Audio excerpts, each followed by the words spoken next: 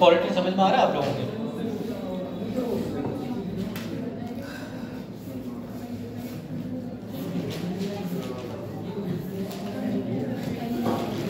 ज़्यादा समझ में नहीं आती है। ज़्यादा नहीं आती है क्योंकि सर ये सब्जेक्ट मतलब वैसे था नहीं ग्रेजुएशन वगैरह में। और पहले कभी पढ़ा नहीं, लेकिन कुछ कुछ तो आता ही होगा, थोड़ा बहुत तो आया होगा, थोड़ा बहुत है ना? तो थोड़ा बहुत आया तो बहुत आया। जब आप पढ़ेंगे दोबारा एक बार रिवाइज करेंगे, क्योंकि आप यार आपसे क्वेश्चन पूछना आप बता तो बहुत अच्छे से देते सर वो याद हो जाते हैं जो आप लोग आते हैं। जब क्वेश्चन पूछते तो बता पाते अच्छी तरीके से। मतलब सर जैसे मतलब मैथ इंग्लिश और बाकी रीजनिंग वगैरह जितने चीज़ें समझ आते हैं और भी चीज़ें नहीं आती। बेटा वो बचपन से पढ़ते आए हैं, जोड़ना घटाना आपने सीखा है, पॉलिटी पहली बार पढ़ रहे हैं तो धीरे धीरे आएगा। आपको लगता है जैसे मैथ आता है तो वैसे पॉलिटी एकदम अचानक थोड़ी नहीं आ जाएगा, लेकिन आना चाहिए। हमारे देश में प्रत्येक नागरिक को कौन कौन से अधिकार मिले हैं, है ना? कौन से मौलिक अधिकार किसी को पता? जब आप लोग पढ़े लिखे आपको नहीं पता, बिना पढ़े को नहीं पता होगा तो बहुत छोटी बात मानो। आप लोग सचेत हैं, आपको अपने अधिकारों के बारे में पता? भारत में एक नागरिक होने के नाते आपको कौन कौन से अधिकार प्रदान किए गए आपको पता है? नहीं पता है। जब बताओ बेटा, जो बिना पढ़े लोग हैं उन्हें क्या पता होगा?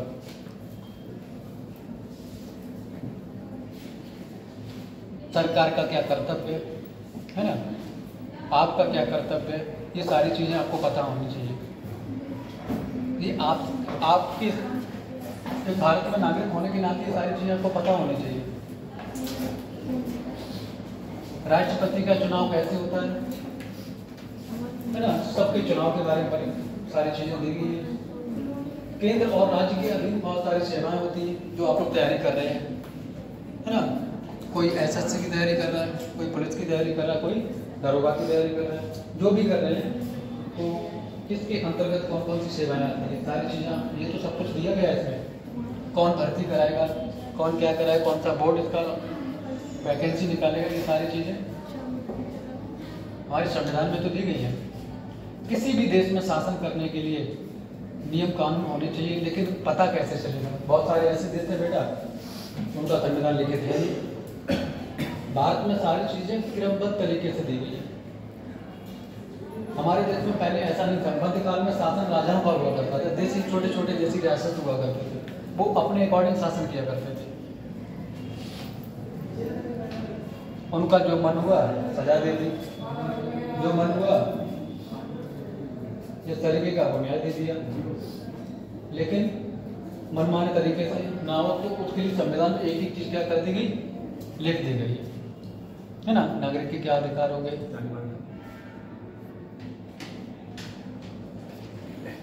राष्ट्रपति का चुनाव कैसे होगा, कौन राष्ट्रपति बन सकता है ना? वो सारी चीज़ें कहाँ पर मिलेंगी? हमारे कॉन्स्टिट्यूशन में मिलेंगी, हमारे संविधान में मिलेंगी। कोई बुक या कोई चीज़ परफेक्ट नहीं होती है, समय की चीज़ें सारी चीज़ें बदलती रहती है, तो बदलने के लिए समय समय पर संविधान में संशोधन भी किए जाते हैं। अब तक 105 है संशोधन हो चुके हैं, तो जैसे समय की अकॉर्डिंग होती है संशोधन कर दिए जाते हैं। ठीक है, पिछली क्लास में हम लोगों ने सैटरडे को भाग 17 में पढ़ा था राजभाषा, ऑफिशियल भाषा। हिंदी हमारी राष्ट्रभाषा है या राजभाषा है? अगर आपसे पूछे कि देश की राष्ट्रभाषा कौन सी है तो कोई भाषा नहीं है। हालांकि बेटा हिंदी को 40% लोग बोलते हैं, 46। सबसे ज़्यादा बोली जाने वाली भाषा कौन सी है? हिंदी है, लेकिन राष्ट्रभाषा का दर्जा तब भी नहीं उसको। राजभाषा ऐसी भाषा को कहा जाता है जो सरकारी कामकाज में प्रयोग की जाती हो। राज्य की अलग राजभाषा होगी और राजतंत्र की अलग अलग।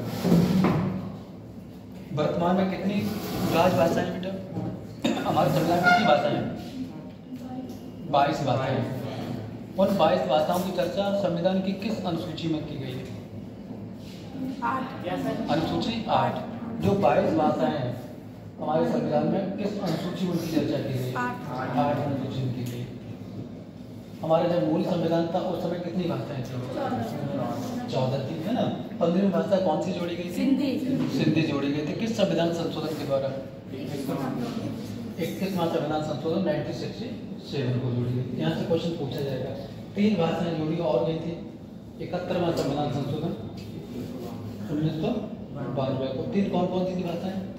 नेपाली, मणिपुरी और कोंकणी। इसी में से एक और भाषा दे दी जाएगी, चौथी भोजपुरी। तो पूछा जाएगा कि जो 92वां संविधान संशोधन 71वां था, इनमें से कौन सी भाषा नहीं जोड़ी गई थी? तो ध्यान रखना भोजपुरी। हमारे संविधान की जो 22 भाषाएं, उनमें से भोजपुरी भाषा को कोई दर्जा नहीं दिया गया। क्वेश्चन पूछा जाएगा, 4 को 3 दे दिए जाएंगे और भोजपुरी भी डाल दिया जाएगा। उसके बाद बेटा 92वां संविधान संशोधन 1992 को हुआ था, तो उसमें 4 भाषाएं और जोड़ी गई थी। कौन कौन सी जोड़ी गई? डोगरी, मैथिली, संसार। ये 4 भाषा आप याद रखना, यहाँ से क्वेश्चन पूछा जाता है। उसके बाद हम लोग बात करेंगे आपका मेघालय, नागालैंड और मिजोरम, अरुणाचल प्रदेश, है ना। 4 ऐसे राज्य, उनकी राजभाषा कैसी है? इंग्लिश राजभाषा। क्वेश्चन पूछा जाता है। उर्दू आपके जम्मू कश्मीर की राजभाषा है, जो बहुत 1500 साल पुरानी जो शास्त्रीय भाषा है, क्लासिकल लैंग्वेज। वर्तमान में 11 लैंग्वेज है इस समय। आर्टिकल से संबंधित आर्टिकल 343 में संघ की राजभाषा कौन सी होगी? हिंदी। अगर लिपि की बात करेंगे तो देवनागरी। डिजिट जो अंक है, अंतर्राष्ट्रीय अंक कौन से होंगे? 1 2 3, है ना। हमारे हिंदी के अंक नहीं है। राजभाषा के लिए एक आयोग का गठन किया गया है आर्टिकल 344 में, और उसी के साथ एक संयुक्त संसदीय समिति, जिसमें लोकसभा और राज्यसभा के कुल सदस्य कितने होंगे? 23। राज्य लोक सेवा जो आयोग है, उसकी रिपोर्ट की जांच कौन करेगा? संयुक्त संसदीय समिति। रिपोर्ट किसको दे देगी? राष्ट्रपति। ये बहुत ज़्यादा डीप हो गया, नहीं पूछा जाएगा। सीधे सीधे भाग पूछा जाएगा, आर्टिकल कोई नहीं पूछा जाएगा। आर्टिकल 343 में एक ही आर्टिकल पूछा जाएगा। 348 सुप्रीम कोर्ट, हाई कोर्ट में जो बोली जाने वाली लैंग्वेज भाषा अंग्रेजी होगी। आपके अकॉर्डिंग क्या सही है? नहीं सही। कोई भी अपराधी बेटा अपराध करके जाता है, जज साहब बैठे हुए, बगल में वकील थोड़े दोनों खड़े हुए, पक्षों में पक्ष के, उनका कम्युनिकेशन चल रहा है। बेचारा सामने खड़ा, उसको पता ही नहीं हमने क्या किया, है ना। उसको सुनने का मौका नहीं दिया जाता है। पहले बताया जाता है कि इस आधार पर कार्रवाई की जाती है, वो अपना बहस करते हैं। कम से कम उसको सुनने का मौका तो मिले कि हमने जो अपराध किया सही है या गलत है, उसको समझने का मौका तो मिले। उसे कुछ नहीं पता होता है। हमारी न्यायपालिका में ये चल रहा है। हालांकि हाई कोर्ट में अगर राज्यपाल चाहें तो राष्ट्रपति से परमिशन लेके हिंदी में कम्युनिकेशन करा सकते हैं।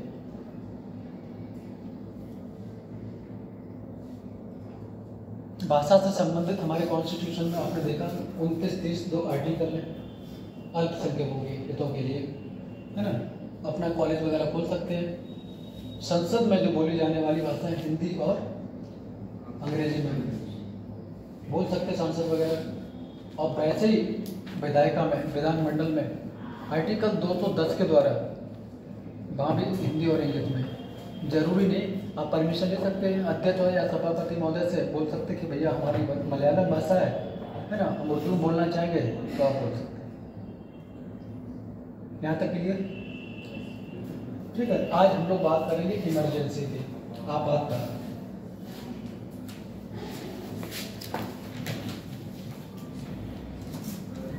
आपात उपकरण।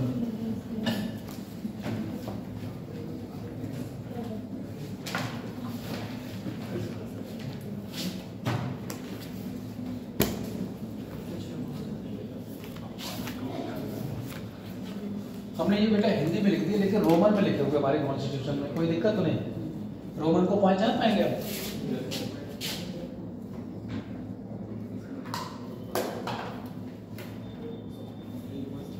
अठारह लिखा हुआ है। 18 ऐसे लिखा जाएगा रोमन में। अगर बेटा आर्टिकल की बात करें 352 352 से लेकर 360,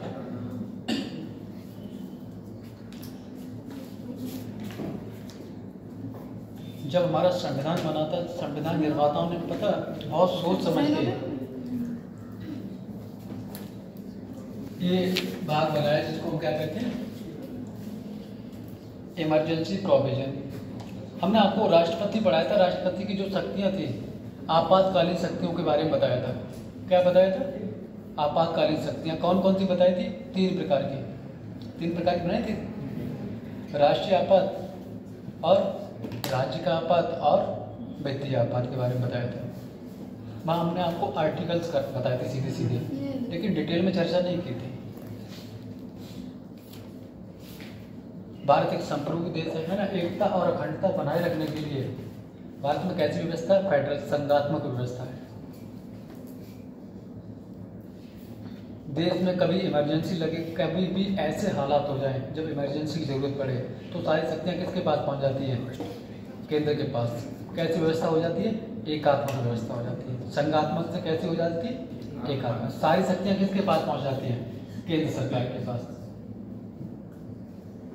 तो उन्हीं की चर्चा बेटा इसमें भाग में की गई है। हमारे देश में थोड़ा डिटेल बता दे रहे, इमरजेंसी कितनी बार लगी है? 3। अब तक 3 बार लगी है।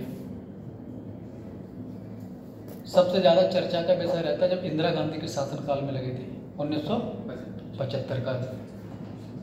1962 में जब चाइना का युद्ध हुआ था, भारत और चीन का युद्ध हुआ था, 1 महीने चला था, भारत के हालात ठीक नहीं थे। जो ऑक्साइड की नहीं है,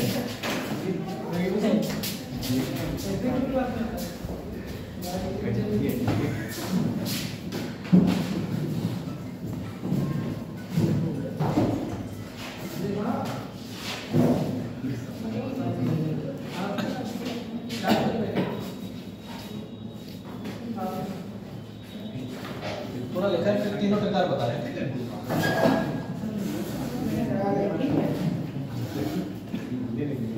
राष्ट्रीय आपात,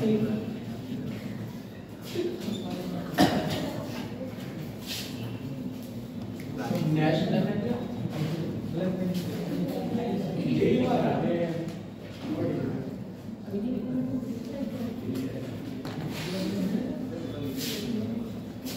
इसकी चर्चा बेटा आर्टिकल 352।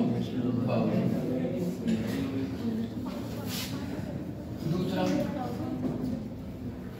राज्य आपात,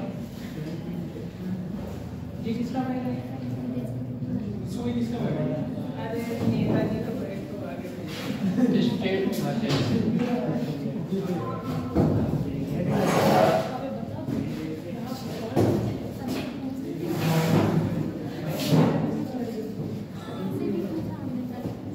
अगर आर्टिकल की बात करेंगे 356,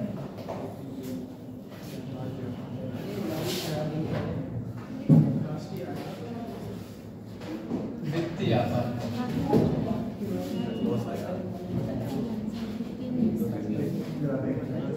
फाइनेंशियल,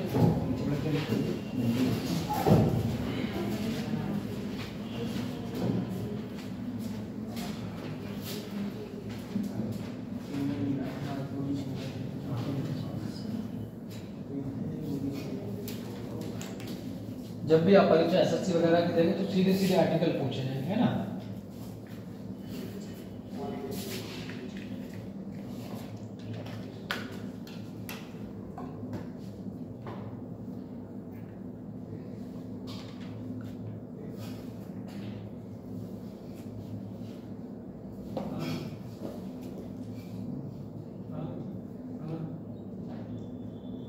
ठीक है, डालो तो क्या करें?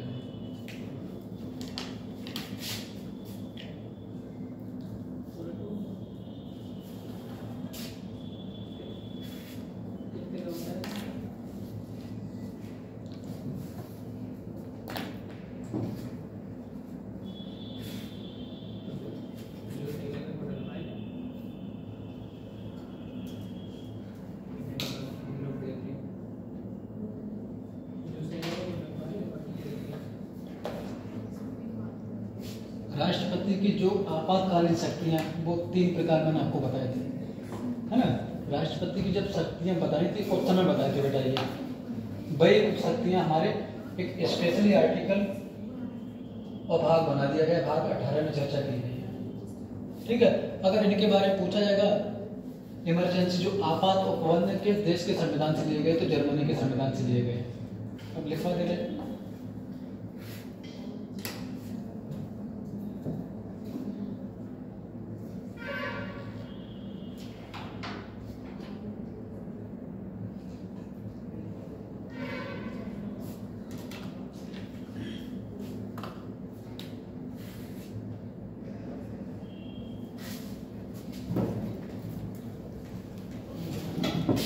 आपात उपबंध के देश के संविधान से लिए गए बेटा, जर्मनी।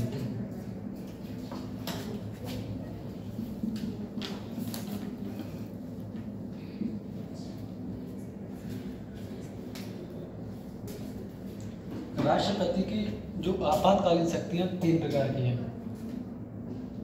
कौन कौन सी? राष्ट्रीय आपात, राज्य आपात और व्यक्ति आपात, है ना। हम पहले पढ़ेंगे राष्ट्रीय आपात।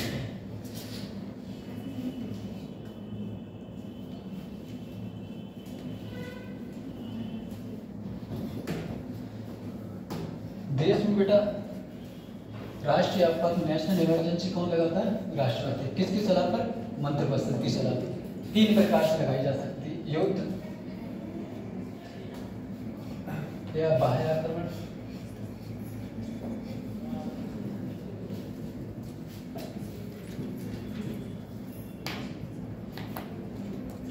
आंतरिक अशांति,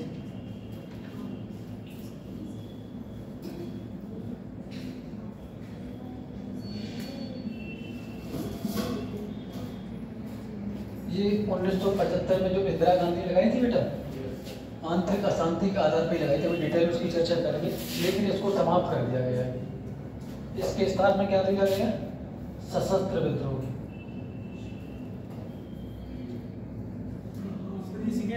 बाह्य आक्रमण,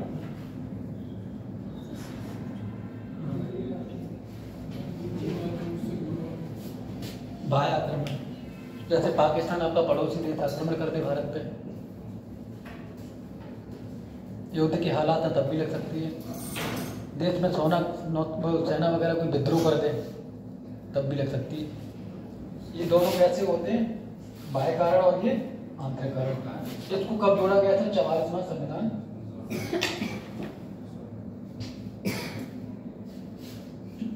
1978।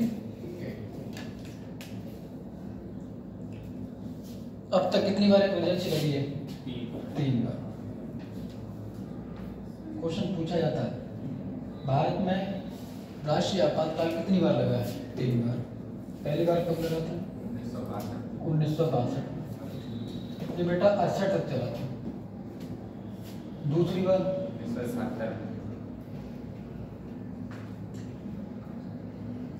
1971 से लेके 77 तक, ठीक है। तीसरी बार 1975 से लेके 1977। ये जो नहीं था इसके बीच में लगा था, है ना, 75 में। दूसरी बार दूसरे जो इमरजेंसी चल रहा था उसी टाइम पीरियड में लगा दिया गया था। हम थोड़ी थोड़ी बात बताते चल रहे। जैसे चाइना का युद्ध हुआ था, कब हुआ था बेटा? 1962 में। जवाहरलाल नेहरू और चाइना के प्रधानमंत्री 1954 में 29 अप्रैल 1954 में पंचशील समझौता हुआ था। कौन सा समझौता हुआ था? पंचशील समझौता। उसी में नारा दिया था हिंदू चीनी भाई भाई। 5 समझौते हुए थे। संप्रभुता और अखंडता का सम्मान करेंगे एक दूसरे का। युद्ध के हालात वगैरह नहीं ऐसे उत्पन्न करेंगे, एक दूसरे का सम्मान करेंगे, है ना, विश्वास बनाए रखें। बहुत सारी चीजें इसमें दी गई थी। लेकिन चाइना ने जब 1959 में तिब्बत पे कब्जा किया, कब किया था? 1959 में। हमारे यहाँ पर जो वो तिब्बत के दलाई लामा जानते हैं आप लोग? तो वो पता है यहाँ पर चले आए, जब कब्जा किया अभी धर्मशाला में भारत में, हिमाचल प्रदेश की जो धर्मशाला है भारत ने उन्हें शरण दे दी कि हमें शरण चाहिए। अरुणाचल प्रदेश के रास्ते कहाँ चले आए, भारत चले आए। चाइना ने भारत पर आक्रमण कर दिया, संबंध खराब हो गया कि आप शरण क्यों देते हो, क्या जरूरत है यहाँ पर रखने की। 1962 में 20 अक्टूबर 1962 को क्या कर दिया, भारत में आक्रमण कर दिया। ये आक्रमण 1 महीने तक रहा। भारत की स्थिति ठीक नहीं थी उस समय, वायुसेना भी मजबूत नहीं थी, हथियार भी नहीं थे भारत के पास। तो 1 महीने बाद उन्होंने क्या कर दिया, युद्ध को वापस ले लिया। 21 नवंबर 1962 को भारत के उसमें करीब 120 के आसपास सैनिक क्या हो गए, शहीद हो गए। अक्साई जो चीन नहीं है उस पर कब्जा कर लिया। अरुणाचल जो प्रदेश आपका उस समय नेफा बोला जाता था, कुछ क्षेत्र छोड़ दिया, फिर वो वापस खुद ही लौट गए। फिर 2-3 साल बाद इसी पीरियड में जब पहला इमरजेंसी लगा था, हटाया नहीं गया था, हालात ठीक नहीं थे। इसी पीरियड में 1965 में फिर युद्ध किससे हो गया बेटा, पाकिस्तान से हो गया। पाकिस्तान से युद्ध हो गया, पाकिस्तान से तो हम लोग जीत गए। फिर पाकिस्तान होने के बाद जब ताशकंद में समझौता हुआ था, जब वो उनके लाल बहादुर शास्त्री और ताशकंद में पाकिस्तान के प्रधानमंत्री सब लोग बैठे हुए थे, वहाँ पर समझौता हुआ था। 1966 में लाल बहादुर शास्त्री की मौत हो गई। मौत हो जाने के उपरांत इंदिरा गांधी आई सत्ता में। जो अवकाश काल होता है 66 से लेके 69 का, इंदिरा गांधी का शासन चल रहा है। फिर 71 में भारत पर आक्रमण बोल दिया, ऑपरेशन चंगेज खान। 1971 में किसने आक्रमण बोला, सीधा पाकिस्तान ने। इंदिरा गांधी का शासन था उस समय। बांग्लादेश जो हमारा पूर्वी पाकिस्तान है उस समय हुआ करता था, तो इंदिरा गांधी ने उसको क्या करा दिया, आज़ाद करा दिया 1971 में। इमरजेंसी लगी रही, देश के हालात खराब थे, बेरोजगारी और महंगाई की बहुत ज़्यादा समस्या थी। देश में महंगाई और बेरोजगारी समस्या कैसी थी, बहुत ज़्यादा थी। जब चुनाव हुआ, इंदिरा गांधी चुनाव में जीत के सत्ता में पहुंची।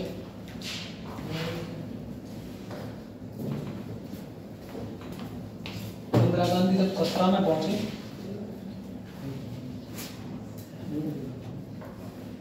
सत्ता में पहुंचने के बाद इंदिरा गांधी को 12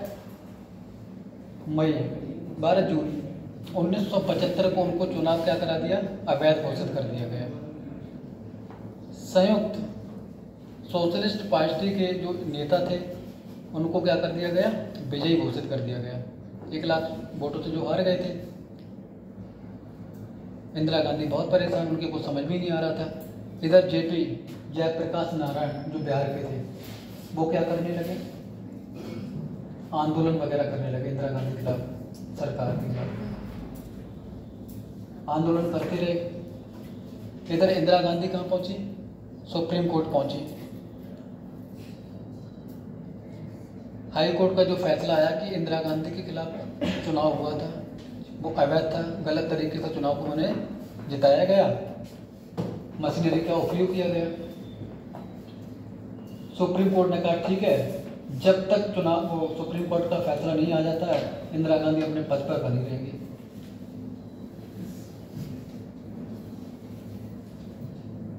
तो आनंद फानन इंदिरा गांधी ने, एक तो वो कंडीशन थी, दूसरी कंडीशन जब गोलकनाथ का 27 फरवरी 1967 को फैसला आया कि भारत के जो मौलिक अधिकार है, फंडामेंटल राइट्स हैं, उनमें ना तो तुम खत्म कर सकते मौलिक अधिकार को और ना ही सीमित कर सकते। सुप्रीम कोर्ट ने साफ साफ कह दिया। इंदिरा गांधी पता उधर भी न्यायपालिका से बढ़ रही थी। फिर दूसरा फैसला केशवानंद भारती 1973 में आया, उन्होंने भी कह दिया कि मौलिक अधिकार में संशोधन नहीं कर सकते, मना कर दिया। इंदिरा गांधी का दिमाग खराब, इधर देश के हालात खराब थे, 71 का युद्ध हुआ था, देश में बेरोजगारी महंगाई चरम पे थी। होने के बाद इधर जयप्रकाश नारायण जो आपके लालू प्रसाद है, मुलायम सिंह यादव है, सुशील कुमार मोदी जो बड़े जो नेता नहीं है, वहीं से निकल के आए। 1975 की इमरजेंसी थे, आंदोलन करते करते दिल्ली पहुंच गए। क्या करोगे आप? आंदोलन करोगे, कितने लोगों को जेल में भेजोगे? वर्तमान में आपने देखा सोशल मीडिया, उस समय सोशल मीडिया नहीं हुआ करती थी। वर्तमान में जैसे सोशल मीडिया, तब भी लाखों लोग इकट्ठा करके कहाँ पहुँचे? दिल्ली पहुँचे, आंदोलन किए। बिहार की सरकार थी, अब्दुल गफ्फार मुख्यमंत्री थे, वहाँ की भी सरकार की मांग की कि इन्हें क्या किया जाए, अपना वो त्याग पत्र देना चाहिए, लेकिन नहीं दिया। कांग्रेस की वहाँ सरकार थी, 1975 में अप्रैल में त्याग पत्र दे दिया। धीरे धीरे पहुँचते पहुँचते गुजरात में भी कांग्रेस की सरकार थी, वहाँ भी त्याग पत्र दे दिया। जयप्रकाश नारायण वहाँ पहुँचे, तब तक कहा कि चुनाव कराया जाए। वहाँ चुनाव कराया तो कांग्रेस की सरकार चली गई। इंदिरा गांधी और फ्रस्ट्रेशन में आ गई, परेशान थी कि अब क्या किया जाए। इंदिरा गांधी ने पूछा कि अब एक ही रास्ता है कि इमरजेंसी लगाई जाए। इंदिरा गांधी की एक जान पहचान वाले थे, सिद्धार्थ शंकर रे, उनको बुलाया इंदिरा गांधी ने कि बताओ क्या किया जाए। तो सिद्धार्थ शंकर राय ने जो जानकारी दी कि अब आंतरिक अशांति, इसके कोई मानक तो है नहीं, पैरामीटर तो है नहीं, तो इसी के आधार पर इंदिरा गांधी ने 25 जून 1975 को क्या लगा दी, देश में इमरजेंसी घोषित कर दी। दिल्ली में जो मीडिया वगैरह नहीं थे, कार्यालय सब लाइट आइट सब कटवा दी, पेपर वेपर में ना छपे, कोई काम वाम ना हो, सब खत्म कर बंद करवा दिए। 2 साल तक इमरजेंसी रही। इमरजेंसी में जानते हो बेटा क्या होता है? सबसे पहले सारी शक्तियाँ किसके पास पहुँचती है? केंद्र सरकार के पास। हमने आपको आर्टिकल 250 पढ़ाया था, आर्टिकल 250 पढ़ाया था। आर्टिकल 250 में राज्य से संबंधित अगर इमरजेंसी लगी है तो देश में कानून कौन बनाएगा? केंद्र सरकार कानून बनाएगी। जब देश में इमरजेंसी लगी होगी, सबसे पहले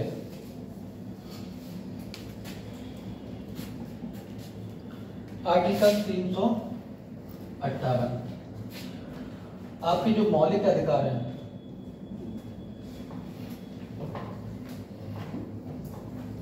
मौलिक अधिकार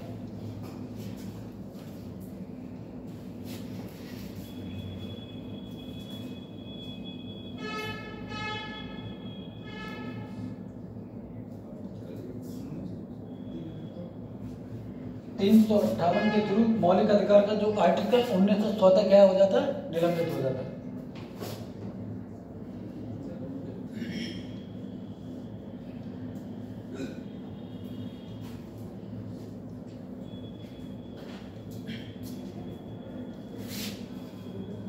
आर्टिकल 359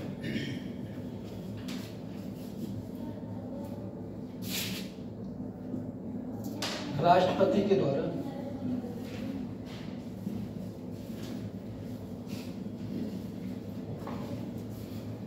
आर्टिकल 20 व आर्टिकल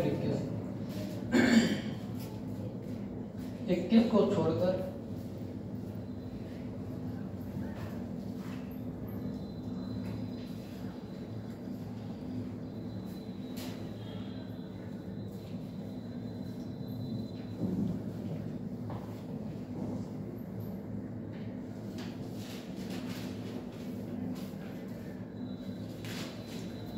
आर्टिकल 359 में राष्ट्रपति महोदय 20 और 21 को छोड़कर क्या कर देते? निलंबित कर देते। लेकिन जब देश में इमरजेंसी लगेगी तो आर्टिकल 358 स्वतः समाप्त हो जाएगा।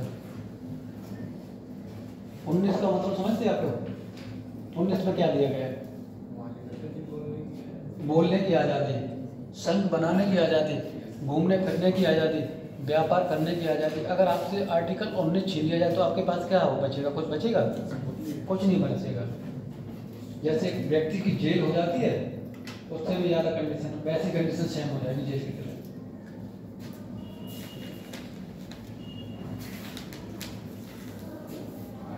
इमरजेंसी जब पहली बार लगा था तब उस समय आपसे पूछा जाएगा राष्ट्रपति कौन थे?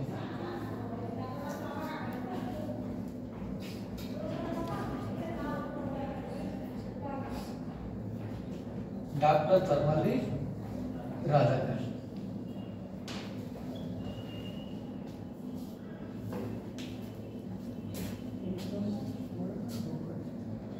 ये किसकी लिस्ट लगा था? पहला वाला भारत और चीन में। लेकिन वो क्वेश्चन छोटे छोटे ऐसे ही पूछे जाते हैं आप लोगों से। सर जो सेकेंड टाइम इमरजेंसी लगी थी 1971 से 1977 में, 77 टाइम पीरियड लगी थी। और जो उसके थर्ड वाली 1975 से 1975 से 1977 सेम ही। इसी पीरियड में लगा दी थी उन्होंने, इंदिरा गांधी ने, अशांति के आधार पर।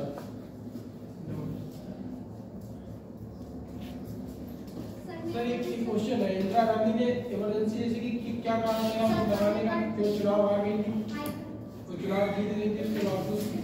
आई कार्ड आपको क्लास तो आते नहीं, आई कार्ड का क्या करें? अरे नहीं सर, ये कॉलेज का आई कार्ड पता कर वो नीचे मिलेगा। कॉलेज का नीचे हाँ बेटा पूछो, क्या पूछना चाह रहे हो? इंदिरा गांधी ने इमरजेंसी से किस कारण उनसे लगाई थी, वो चुनाव जीत गई थी, उसके बाद उनके चुनाव जीत गई थी, लेकिन चुनाव बहुत धांधली से जीती गई थी। हाई कोर्ट का जब आपका जो वो नहीं है, हाई कोर्ट का जब फैसला आया, हाई कोर्ट के फैसले में चुनाव को क्या कर दिया गया, रद्द कर दिया गया। रद्द कर दिया गया, इसीलिए फिर उन्होंने इमरजेंसी लगाई। हार गई उसी फैसले से। पता कई कारण थे। जो गोलकनाथ है, फैसला आया था कि 42वां संविधान संशोधन हुआ था, वो चाहते थे संविधान में संशोधन किए जाए मौलिक अधिकार में, लेकिन गोलकनाथ ने मना कर दिया 5-6 से। उनका दिमाग और खराब कि 2/3 बहुमत से संविधान के जो मौलिक अधिकार हैं उनमें ना तो संशोधन कर सकते हैं और ना तो सीमित कर सकते हैं। उनका और दिमाग खराब। जब केशवानंद भारती, वो उसका क्या बोलते हैं, वो नहीं आपके केशवानंद भारती की रिपोर्ट है, उन्होंने उनसे भी मना कर दिया। ये कारण था। दूसरा कारण ये था 71 में युद्ध हुआ था, देश का हालात खराब थे, बेरोजगारी की समस्या बहुत थी, महंगाई की समस्या थी, वो परेशान थी, उनकी समझ में नहीं आ रहा था। ऊपर से जेपी जयप्रकाश नारायण जो बिहार है, मुलायम सिंह यादव, लालू प्रसाद, सुशील मोदी, रामविलास पासवान है ना, इन्होंने क्या कर दिया, आंदोलन कर दिया। तो उनके कुछ समझ में नहीं आया, अब करें तो करें क्या। तो यही एक रास्ता समझ में आया कि आंतरिक अशांति के आधार पर देश में क्या लगा दी जाए, इमरजेंसी लगा दी। जब इमरजेंसी लगा देंगे तो सारी शक्तियां किसके पास पहुंच जाएंगी, केंद्र सरकार के पास पहुंच जाएंगी। 2 साल चलने के बाद 1977 में सरकार आई, जनता पार्टी की सरकार है। तो 44वां संविधान संशोधन 1978 होगा, संपत्ति का अधिकार उसमें देखा होगा आपने, अलग किया गया उसी सरकार में, और इसमें भी परिवर्तन किया गया। जो आंतरिक अशांति है इसको क्या कर दिया गया, समाप्त कर दिया गया। आने वाले दिनों में कोई भी सरकार आंतरिक अशांति के आधार पर क्या नहीं कर सकती है, इमरजेंसी नहीं कर सकती। ये तो बेटा अभी मोदी वर्तमान में वो भी कह रहे देश में अशांति है, क्या करें, राष्ट्रपति शासन लगा दें। इसका कोई मानक तो है नहीं, पैरामीटर तो है नहीं, तो उसको हटा दिया गया। और इसी संविधान संशोधन 42वां संविधान संशोधन के द्वारा ये भी कहा गया कि किसी भी एक निश्चित क्षेत्र में, निश्चित भूभाग में क्या कर सकते हैं, इमरजेंसी लगा सकते हैं। जरूरी नहीं कि पूरे भारत में लगाएं। ये जो सशस्त्र विद्रोह है, इसमें सेना और क्या, सेना का कई कोई लोकल क्षेत्र में विद्रोह कर दिया अपनी माओ को लेके, तभी इमरजेंसी लगा सकते हैं। ठीक है, ये में कितना आंदोलन हो गया था। पहला जब इमरजेंसी लगा था उस समय राष्ट्रपति पूछे जा सकते हैं आपसे, राष्ट्रपति कौन था, तो डॉक्टर सरदार सरोवर। जब दूसरा था तब कौन थे, बीबी गिरी, बीबी गिरी है।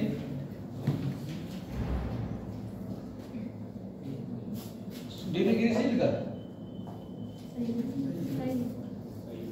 और तीसरा फखरुद्दीन अली अहमद।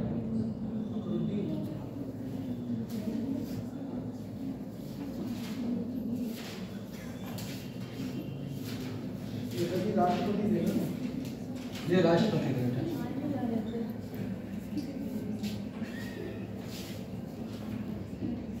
अगर प्रधानमंत्री की बात करेंगे तो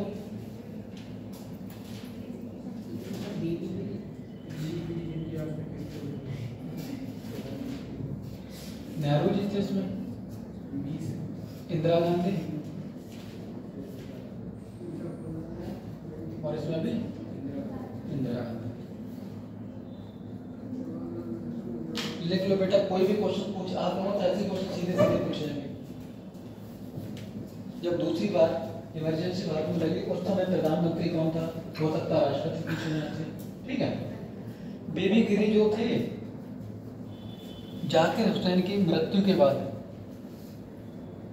उपराष्ट्रपति के पद पर थे ये, तो कार्यवाहक राष्ट्रपति थे ये दोनों मुस्लिम, फखरुद्दीन अली अहमद और बीबी गिरी, जाकिर हुसैन सॉरी, अपने कार्यकाल के ही दौरान इनकी मृत्यु हो गई थी।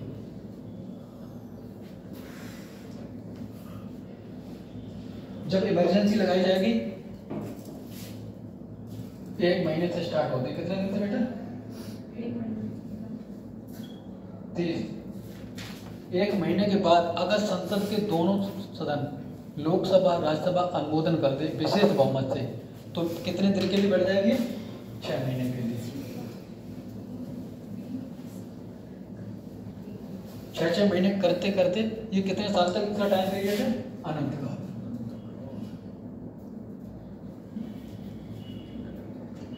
आपसे पूछा जाता है नेशनल इमरजेंसी का जो कार्यकाल है कितने वर्ष होता है? अनंत काल। टाइम फिक्स नहीं है इसका, जब लगाई जाएगी तब 1 महीने से। कौन लगाएगा? राष्ट्रपति लगाएंगे। किसकी सलाह पर? मंत्रिपरिषद की सलाह पर। पहले ये सिस्टम नहीं था। पहले क्या था? इंदिरा गांधी ने बोला कि देश के हालात ठीक नहीं है फखरुद्दीन अली से, तो उन्होंने कहा अच्छा ठीक नहीं है तो देश में घोषणा कर दो कि इमरजेंसी, आपातकाल। उन्होंने घोषणा कर दी, देश में आपातकाल लग गया। उसको सुधारा गया 44वें संविधान संशोधन 1978, जब मोरारजी देसाई की सरकार आई, इसको समाप्त कर दिया गया। और फिर उसके बाद ये कहा गया मंत्रिपरिषद की सलाह होनी चाहिए तभी लगेगा, वैसे नहीं लगेगा। हम आपको बहुत ज़्यादा पढ़ा रहे हैं, ये PCS वगैरह IAS वगैरह में सब में काम आएगा। ठीक है। जब नेशनल इमरजेंसी लगी होती है, राष्ट्रीय आपात लगा होता है, तो सारी शक्तियां केंद्र राज्य के बीच कैसे संबंध होते हैं? आपने देखा होगा बेसा से संबंधित केंद्र राज्य अलग अलग होते हैं, लेकिन जब इमरजेंसी लगी होती है तब सारी शक्तियां किसके पास पहुंच जाती हैं? केंद्र के पास पहुंच जाती है। राज्य के, लेकिन मंत्रिपरिषद भंग नहीं होती केंद्र स्टेट की।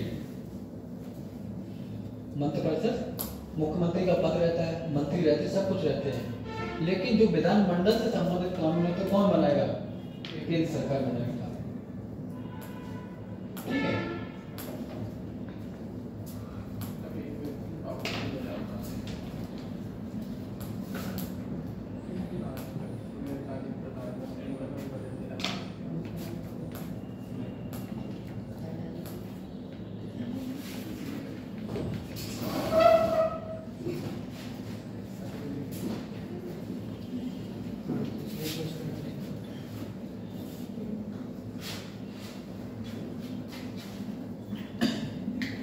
राज्यपाल या बेटा इसी को कहते हैं राष्ट्रपति शासन।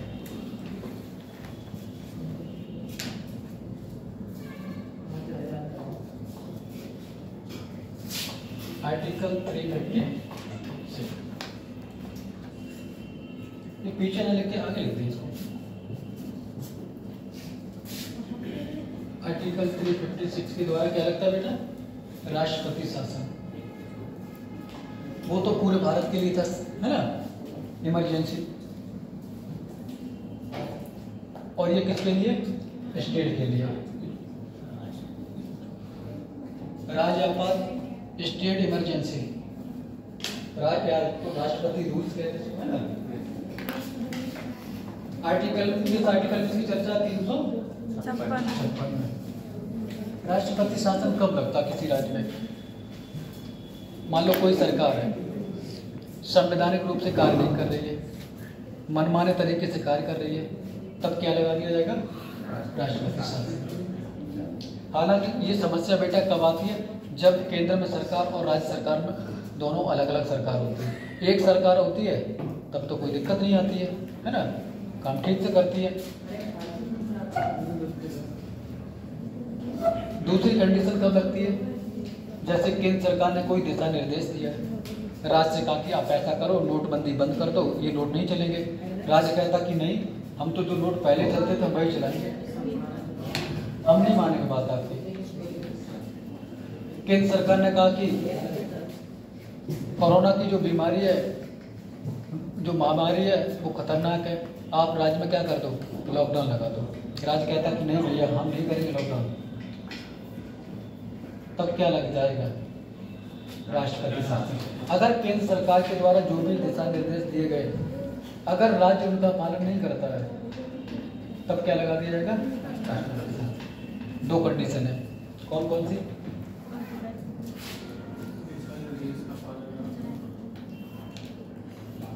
राज्य में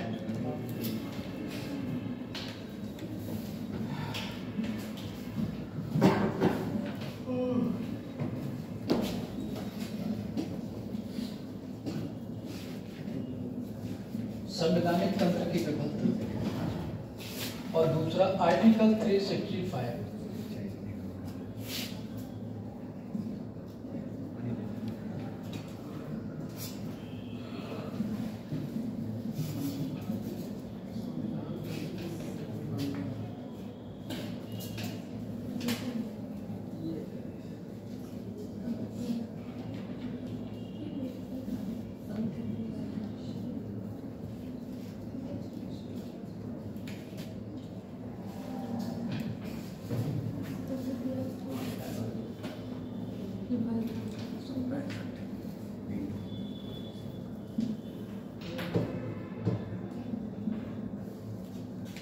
आर्टिकल 365 में केंद्र सरकार के द्वारा दिए गए निर्देशों का पालन राज्य के द्वारा न करना, तब क्या लग जाता है, राष्ट्रपति शासन। अगर नोटबंदी करता है तो राज्य को मानना ही है। अगर लॉकडाउन की समस्या है, राज्य जो कहेगा, अगर राज्य नहीं मानता तो क्या लगा देंगे, राष्ट्रपति शासन। राज्य में संवैधानिक तंत्र की विफलता,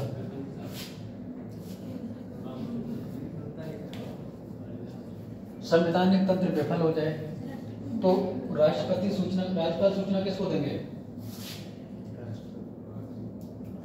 राष्ट्रपति महोदय। राज्यपाल का जो पद होता है वो एजेंट के रूप में कार्य करता है केंद्र सरकार का, सारी सूचना देता है समय समय पे।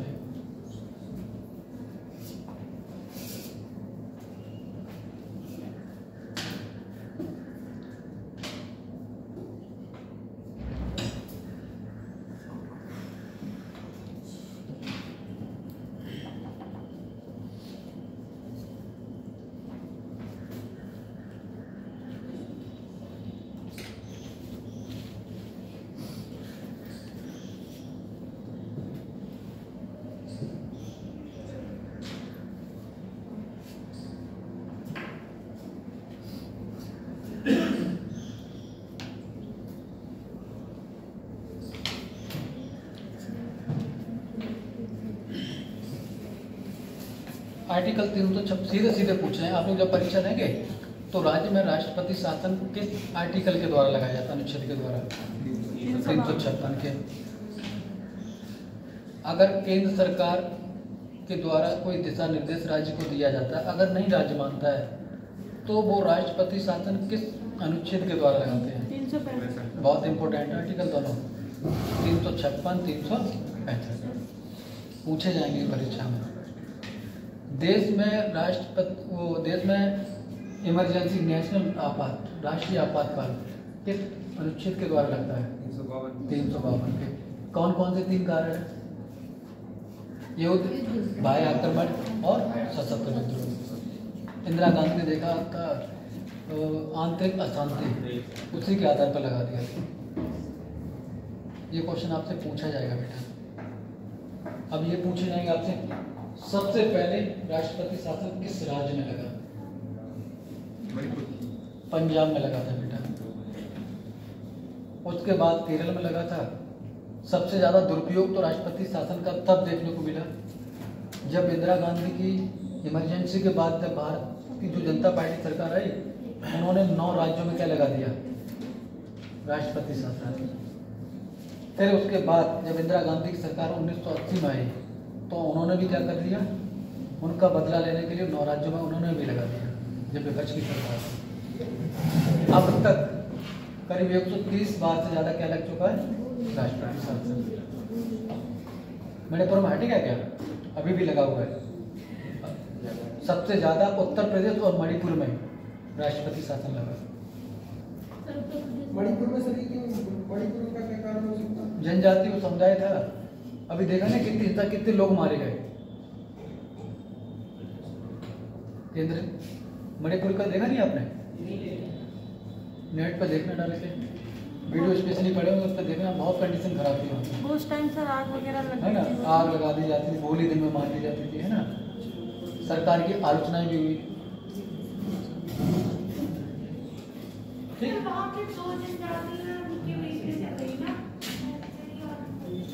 मणिपुर में हाँ जनजातियां रहती हैं, लेकिन जनजातियां रहती हैं आपस में, जब नेता मिलते हैं तब विद्रोह होता है। आर्टिकल 360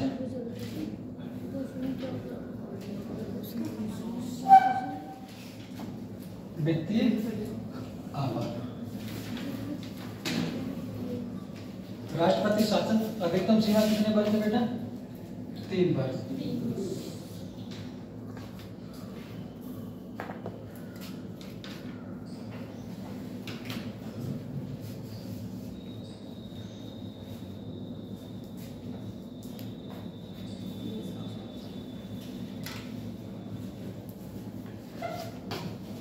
वित्तीय आपात हमारे देश में कितनी बार लग चुका? एक बार। नहीं, एक बार वित्तीय आपात देश में अभी तक नहीं लगा। वित्तीय आपात है क्या? जब बेटा देश की फाइनेंशियल कंडीशन खराब हो जाए, देश पे ज्यादा कर्जा हो जाए, दिवालिया होने के कगार पर हो जाए, तब क्या लगा देते राष्ट्रपति? वित्तीय आपात। वित्तीय आपात लगाने से फायदा क्या होता है? जब वित्तीय आपात का आप दुआ करना कभी जॉब लग जाए आपकी, है ना। अगर वित्तीय आपात लग गया तो आपकी सैलरी में क्या कर दी जाएगी? कटौती कर दी जाएगी। जब देश के हालात खराब होते हैं, केंद्र के कर्मचारी, राज्य के कर्मचारी, उनकी सैलरी में क्या करें? बढ़ा दिए जाते हैं और सैलरी कम कर दी जाती है। आपके पैसे जो मिलते सैलरी उसमें कटौती कर दी जाती है, सबके में की जाएगी। टैक्सेस बढ़ा दिए जाते हैं। टैक्स क्यों बढ़ा दिए जाएंगे? टैक्स का भी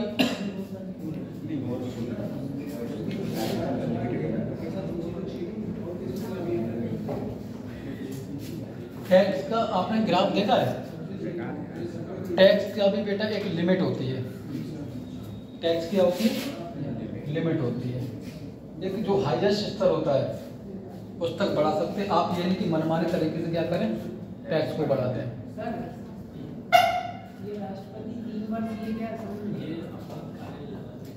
राष्ट्रपति शासन 3 वर्ष से ज्यादा नहीं लगा सकते, मैक्सिमम टाइम पीरियड है।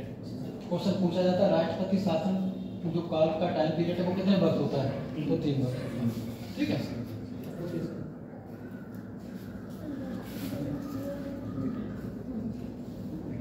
ग्राफ का जो एक्स वाई है ना, ग्राफ को थोड़ा समझाने की कोशिश करते हैं। ग्राफ जैसे टैक्स है, टैक्स की बेटा एक लिमिट होती है लगाने की। सरकार ये नहीं कि मनमाने तरीके से टैक्स लगा दे आपसे।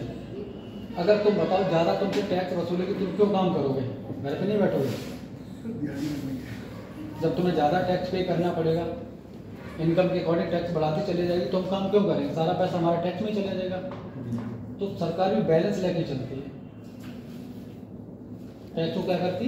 बैलेंस लेके चलती है कि आपको भी कोई दिक्कत ना हो और ना हमें भी कोई दिक्कत ना हो। ऐसे प्यार का कि प्रेम संबंध का भी ग्राफ होता है, एक लिमिट होती है उसकी भी। एक जो लिमिट होती है उच्च स्तर तक जाएगा, फिर क्या करेगा? नीचे आराम से गिर जाएगा। लेकिन शिक्षा का कोई स्तर नहीं होता, उसका ग्राफ ऊपर बढ़ता चला जाएगा। किसी से प्रेम करो, कुछ दिन बात करोगे, महीने 6 महीने बहुत अच्छा लगेगा, और 6 महीने के बाद फिर बोरियत महसूस होने लगेगी। फिर धीरे धीरे उसका ग्राफ कहाँ पहुंचेगा? नीचे पहुंचेगा।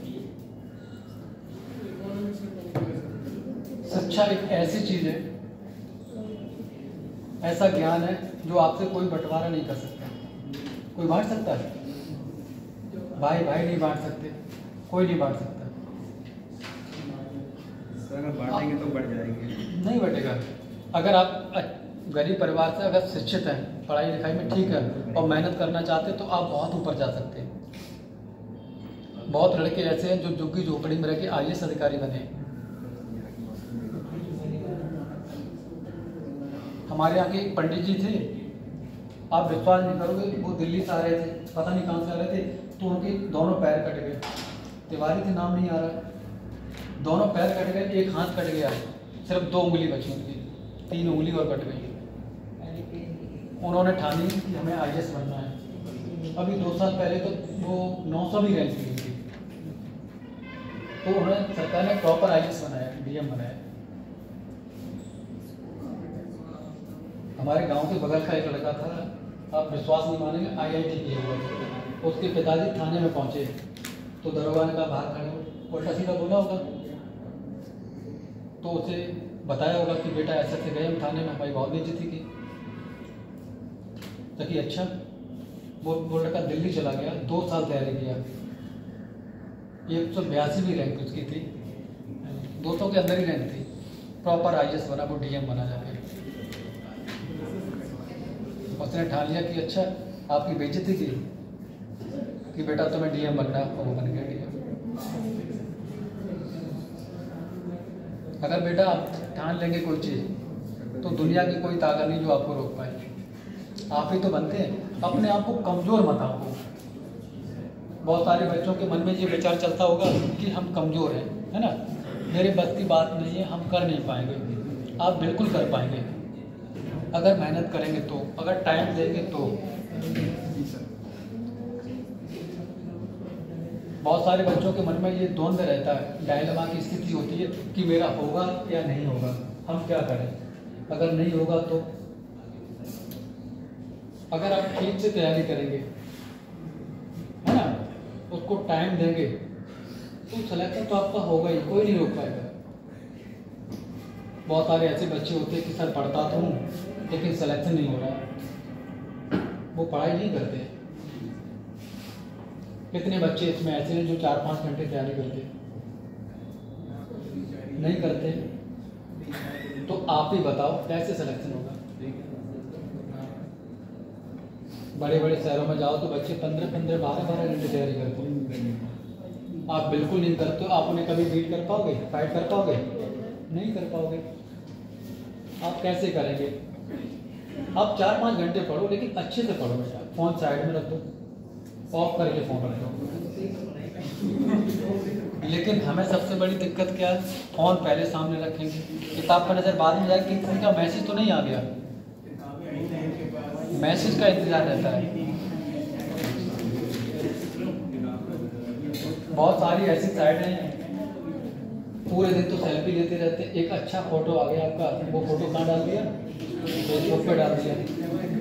शाम को डाले, सुबह सो के उठे, फिल्टर लगा के डालते हैं। फिल्टर, हाँ वही तो, फिल्टर लगा के डालते हैं। जब सुबह सो के उठते हैं तो देखते किसी ने लाइक नहीं किया, तब और टेंशन कि हम यार इतने बुरे हैं कि हमें किसी ने लाइक भी नहीं किया, कम लाइक मिले तब दिक्कत।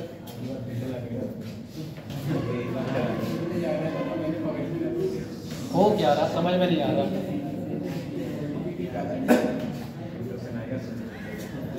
क्लास में देखो टीचर बहुत आएंगे, उन्हें पढ़ाने से मतलब होता है, हम आपको बार बार मोटिवेट क्यों करते हैं? आप लोग कुछ करें, है ना। हमारा काम, हम तो पढ़ा के चले जाएंगे, कभी आप मिलोगे तो हो सकता है पहचाने। अगर आपका सिलेक्शन हो जाएगा, कहीं मिलेंगे तो हो सकता है आप पहचान लें कि हाँ सर ने पढ़ाया था, और लोग कम पहचानते भूल जाते हैं। तो हम आपको इसीलिए बार बार मोटिवेट करते हैं कि आप लोग पढ़ाई करें, ज़्यादा से ज़्यादा समय पढ़ाई में फोन में ना दें।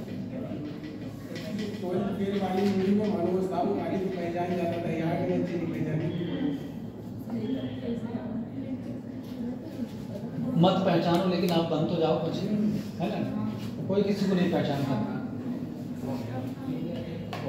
आज आप पढ़ रहे हैं तो समाज में पूछ रहे हैं उनका बेटा पढ़ाई कर रहा है, कुछ बन जाएगा। आपकी 4 दिन बाद पढ़ाई छूट जाएगी, कोई नहीं पूछेगा, सब आलोचनाएं करेंगे। वो तो वहाँ घूमने जाता था, पढ़ाई थोड़ी नहीं करता था।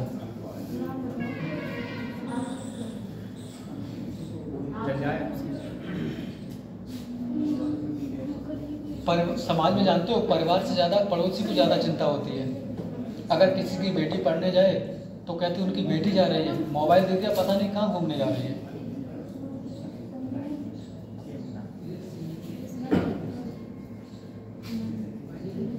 माता पिता से ज़्यादा चिंता पड़ोस के जो अंकल होते हैं उनको होती है बेटा बेटे की चिंता कि बेटे की शादी नहीं कर रहे हैं, वो तो घुमा रहे हैं। समाज की मानसिकता उसको बना रहने दो, आपको क्या करना आपको तय करना।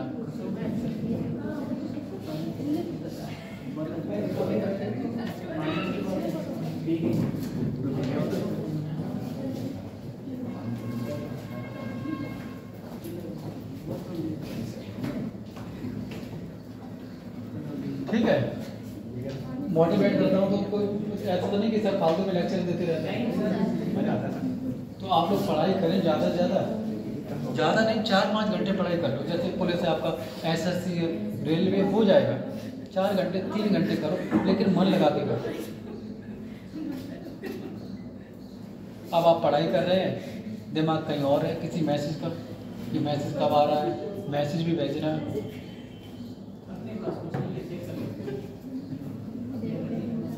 आप लोग हंस क्यों रहे बेटा? प्रैक्टिकल में हो चुका है। तो क्वेश्चन पूछेंगे, हंस के पूछेंगे, बाद में पूछ लेंगे क्लास चल रही। सर इन्होंने गलत बताया इसी क्योंकि ये लाइब्रेरी जाती है।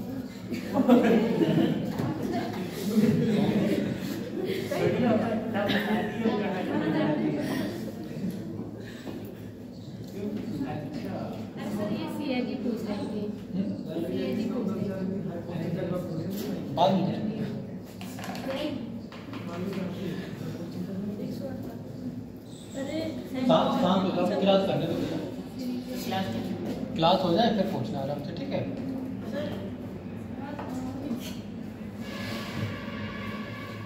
Emergency provisions,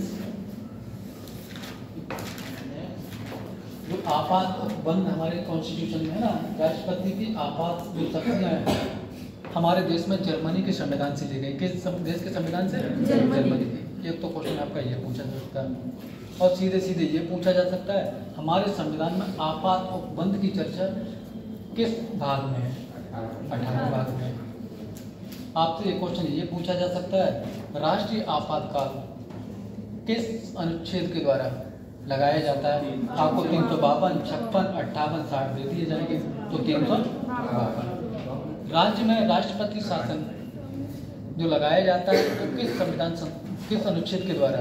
356। ठीक है, एक क्वेश्चन आपको ये पूछा जा सकता है।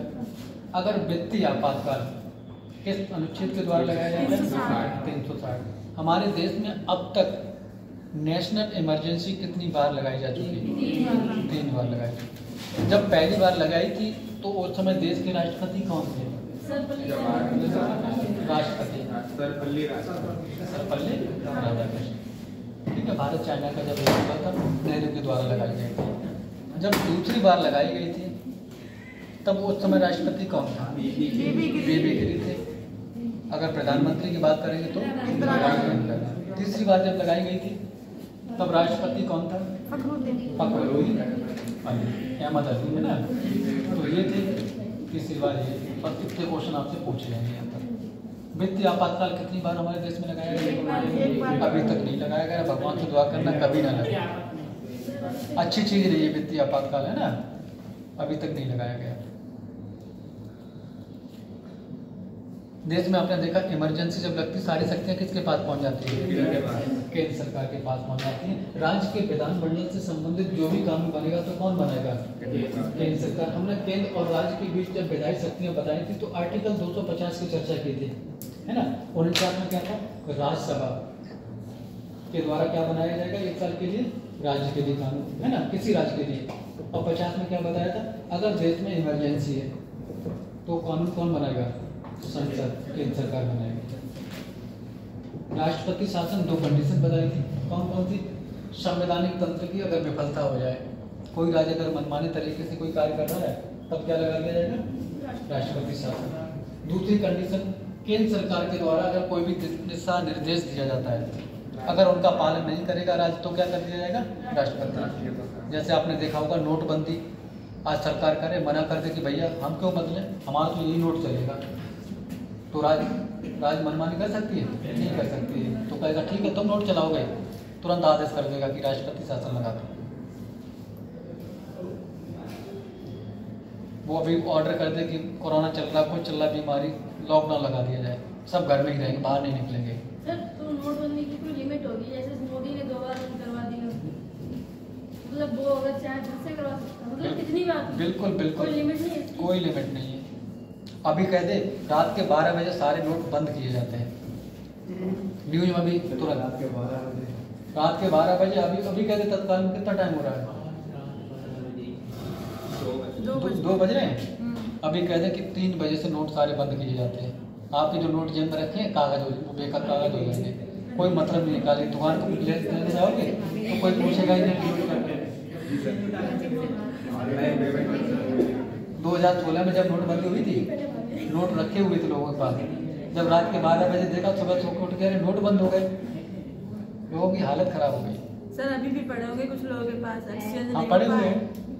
हमने दिल्ली में हमें 2500 रुपये निकलवाने के लिए 500 रुपये देना पड़ता था, लाइन में लगवाते थे।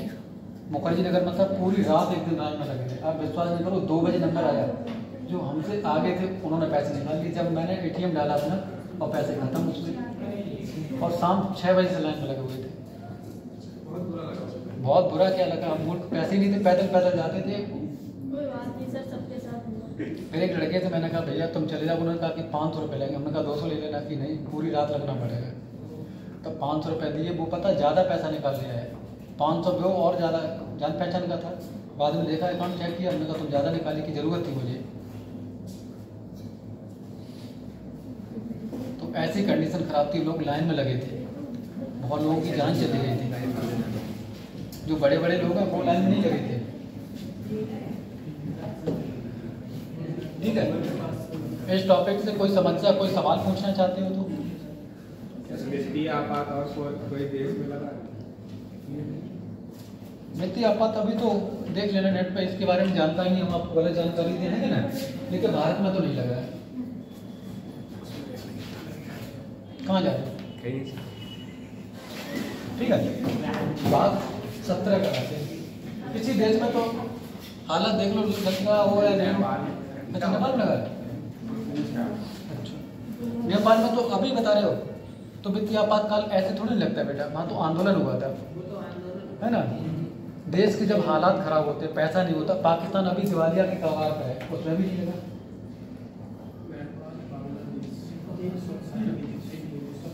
किस देश में लग चुका है? लग चुका है? किस देश में लग चुका है? किस देश में? सर्च कर लो, देखो जब कंफर्म जानकारी होती तब देना ठीक है ना।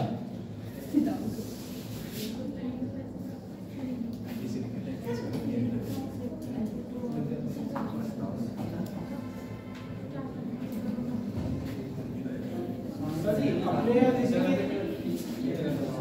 दोहरी वो है संविधान में, जैसे नगरपालिका वो दोहरी कार्यपालिका है अपने यहाँ। ऐसे ही अमेरिका में मतलब एक है कार्यपालिका, ऐसे और आना। अमेरिका का जो संसद है वहाँ कांग्रेस बोली जाती है, राज्यसभा लोकसभा वहाँ भी है बेटा। कांग्रेस और सीनेट। हाँ, राज्यसभा को सीनेट बोला जाता है और हाउस ऑफ रिप्रेजेंटेटिव लोकसभा को बोला जाता है। हमारे यहाँ पास क्या बोला जाता है? लोकसभा को लोकसभा बोला जाता है और राज्यसभा को। सर जी जैसे कि अपने यहाँ दोहरी का मतलब दोहरी वो है ना, जैसे विधानमंडल और विधान परिषद, तो वहाँ राज्यों के लिए अलग है और केंद्र के लिए अलग है। हमारे यहाँ देखो स्टेट के लिए अलग व्यवस्था है, राज्य की विधानमंडल होगी और वहाँ पर केंद्र के लिए अपने यहाँ पर संसद है। वहाँ दोनों का सिस्टम अलग है। हमारे पूरे देश के लिए संविधान एक है, लेकिन अमेरिका के राज्यों के लिए अलग है और केंद्र के लिए अलग है। झंडा भी अलग है, नागरिकता भी अलग लेनी पड़ेगी आपको। वहाँ पर दोहरी नागरिकता। हाँ, दोहरी नागरिकता। हमारे यहाँ पर एक ही सिंगल थी। जब जम्मू कश्मीर था तब दोहरी थी, वहाँ का झंडा भी अलग था। अब सब खत्म हो गया, अब जम्मू कश्मीर हमें पढ़ना ही पड़ता 370। किसी देश में नहीं लगा। क्या चीज? हाँ, अभी नहीं लगा किसी देश में। भाई तो कंडीशन हालात ऐसे रहे नहीं। श्रीलंका में कुछ समय पहले वित्तीय आपातकाल ऐसे नहीं लगता। देश के हालात जैसे युद्ध हो जाए, कोई कंडीशन हो जाए, हालात संभाल लिए जाते हैं। ऐसे लगेगा 3 टाइम का खाना 1 टाइम खाने को नान जी देखो हाँ क्या हुआ नेपाल में लगा क्या? सर नेपाल का संविधान देखा है तो पढ़ा नहीं था अपने देश का पता नहीं जाता। देश का नहीं था। जैसे आप पीसीएस वगैरह में क्वेश्चन देखेंगे ना, आईएएस वगैरह की तैयारी करें तब दूसरे देश के और अपने देश की कंपैरिजन कराई जाती है। अमेरिका की जो संसदीय व्यवस्था है, भारत की संसदीय व्यवस्था है ना, ब्रिटेन और अमेरिका दोनों की संसदीय व्यवस्था, हमने दोनों की संसदीय व्यवस्था को अपनाया है। स्विट्जरलैंड की कतई अलग है सर की बाकी अलग है, स्विट्जरलैंड की अलग है, अमेरिका की अलग है, सब देशों की अलग अलग है। आप लोग वनडे की तैयारी कर रहे हैं, एसएससी की कोई मतलब नहीं, आपको कहाँ की पढ़नी, सिर्फ भारत की पढ़नी है, कोई मतलब नहीं वहाँ पढ़ने का। अगर पढ़ाते इसके लिए 50-60 क्लास होती तो हम दोनों की कंपैरिजन कराते, पहले 50 क्लास होती तब पॉलिटी पढ़ाते, कंपैरिजन करा के पढ़ाते।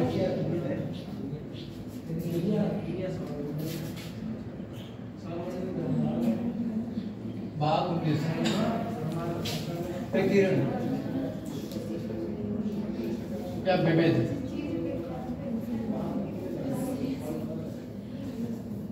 मिसलेनियस इसको बोलते हैं इंग्लिश में।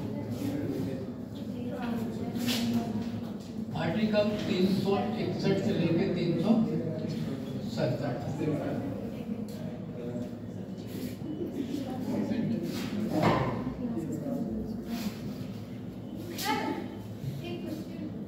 हाँ पूछो बेटा। आप बता रहे थे ना पाकिस्तान पे कर्जा हुआ है, तो वो चुकाने में असमर्थ है, तो उसका क्या होगा? वो जो उसने कर्जा लिया है तो कर्जा उसको देना पड़ेगा, धीरे धीरे ब्याज लगेगा, उस पर ऐड होता चला जाएगा। तो जब उसके पास है ही नहीं, तो देगा तो क्यों नहीं है, क्या नहीं उसके पास है, सब कुछ है। सिर्फ बताया जाता है। जैसे किसी की अर्थव्यवस्था बेटा धीरे धीरे तो सुधार होती है ना।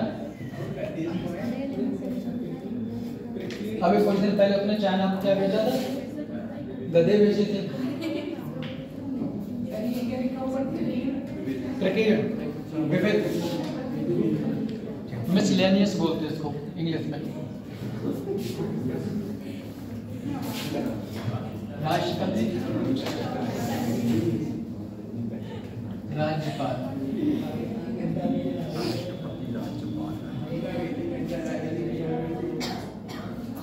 राष्ट्राध्यक्ष और इसी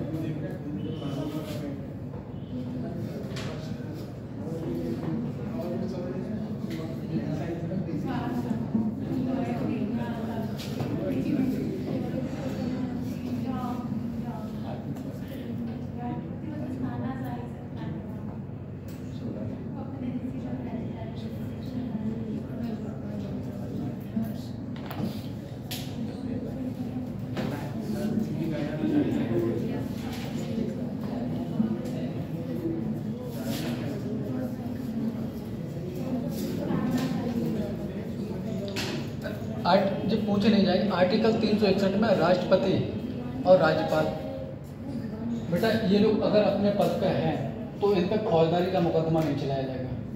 लड़ाई मारपीट का मुकदमा नहीं है तो नहीं चलाया जा सकता। कौन सा मुकदमा चला सकता? दीवानी से संबंधित, जैसे कोई खेती खरीदी, जमीन खरीदी है, वो मुकदमा चला सकते हैं।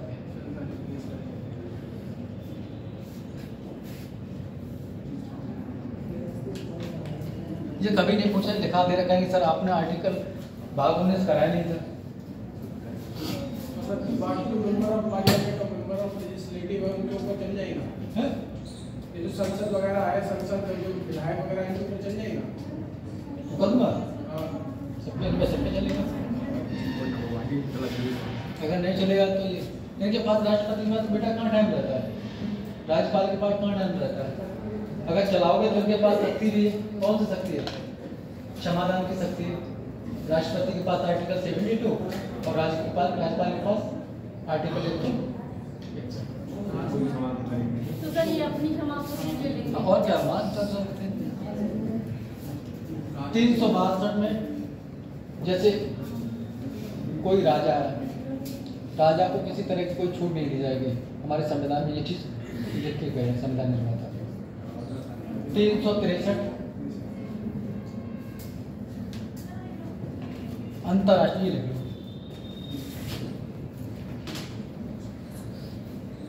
अंतर्राष्ट्रीय संधि पर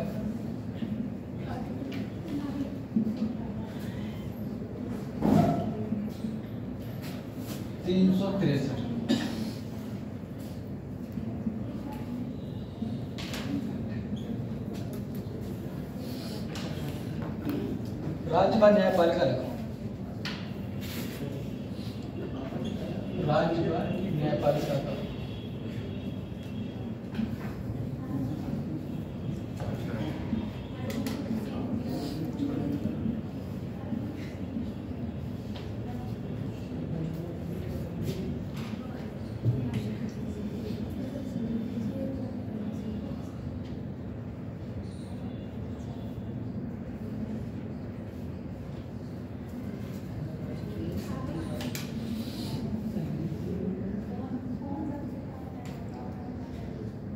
आर्टिकल 363 देखिए,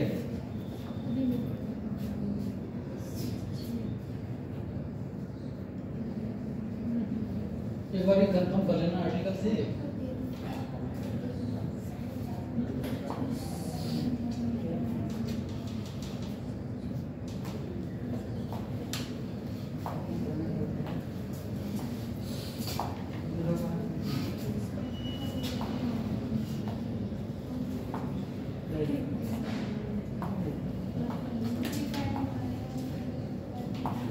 सही है।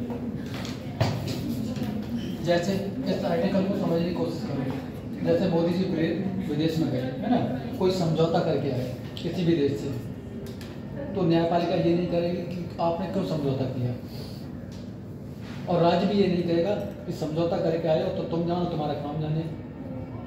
पश्चिम बंगाल में अगर कोई कंपनी लगानी है, वो कहेंगे पश्चिम बंगाल ठीक अच्छा राज्य है, हम कंपनी को वहाँ पर जगह दे दो, अपना वहाँ पर प्लांट खोल देंगे।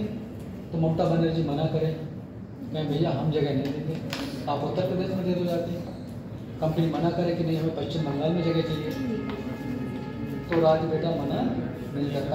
आर्टिकल 253 मैंने आपको बताया था, अंतर्राष्ट्रीय करार या समझौता अगर किसी देश से करके आए तो राज्य पे कौन बनेगा कानून? संसद कानून बना देगा। संसद कानून बना देगा, आप क्या करोगे? कुछ नहीं कर पाओगे। शक्तियों को देखा, सबसे ज़्यादा शक्ति किसके पास है? केंद्र के पास।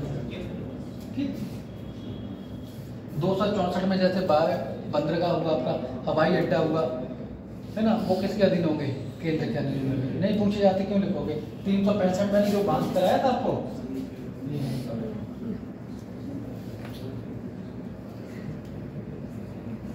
राज्य को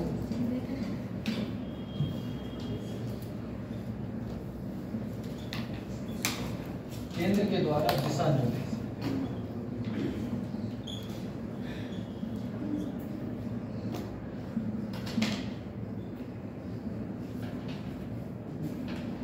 हम अपनी लैंग्वेज में ये आर्टिकल लिखा रहे हैं, है ना, कोई टफ लैंग्वेज नहीं, आप लोग समझ पाए।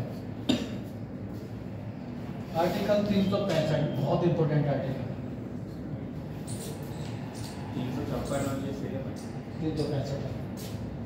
356 उधर बताया था, ये 365 गांव ने करा दिया था। किसी राज्य में अगर राष्ट्रपति शासन लगता है तो 365 और 356 में जो राष्ट्रपति शासन में विफलता के कारण राज्य को केंद्र के द्वारा दिया दिशा निर्देश द्वारा दिया गया है।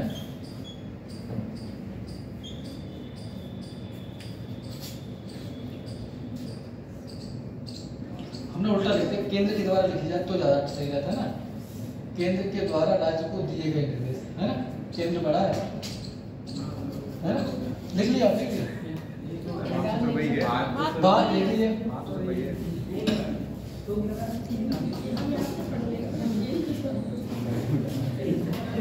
बात एक ही है, लेकिन जो धारा प्रवाह केंद्र है ना बड़ा, तो वहां से लिख देते तो ज्यादा सही रहता।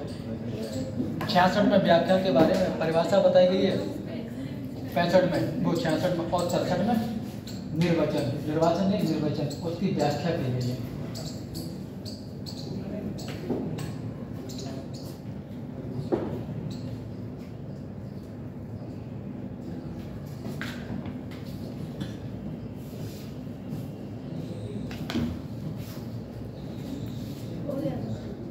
हो गया।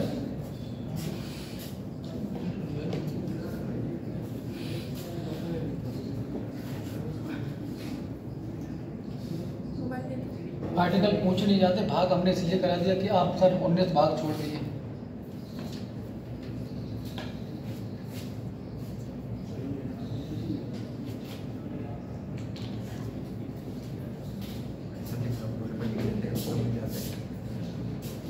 बना देते समझ जाते, माँ बना देते।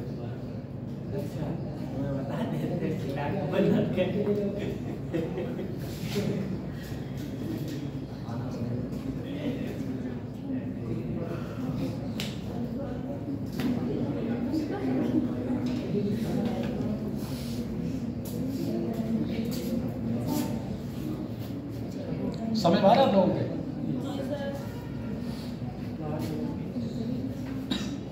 भाग 18 और 19 को भाग हुआ है।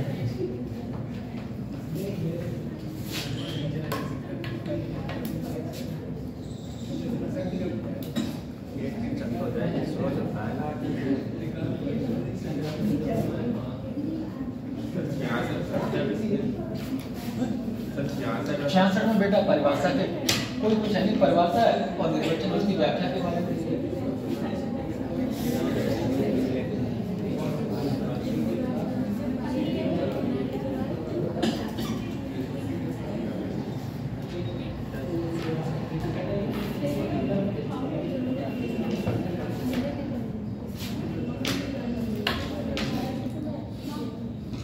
भाग आपके 1 से लेके कितने हो गए? 19 हो गए। 19 में 7 समाप्त है तो कितने बचे? 18। एक 4 का जोड़ा गया तो कितने हो गए बेटा? 19 हो गए। और 9A और 9B 2 और जोड़े गए, कितने हो गए? 21 हो गए। एक 14 का जोड़ा गया, कितने भाग हो गए? 22 भाग हो गए। हमारे संविधान में कितने भाग हैं वर्तमान में? 25। लेकिन जब भी बेटा पढ़े जाते हैं तो कितने पढ़े जाते हैं? 22 ही पढ़े जाते हैं। लेकिन कोई पूछता है परीक्षा में तो कितने? 25 भाग जब सवाल आता है। अगर अनुच्छेद आर्टिकल्स की बात करेंगे तो कितने? 395 ही पढ़े जाते हैं।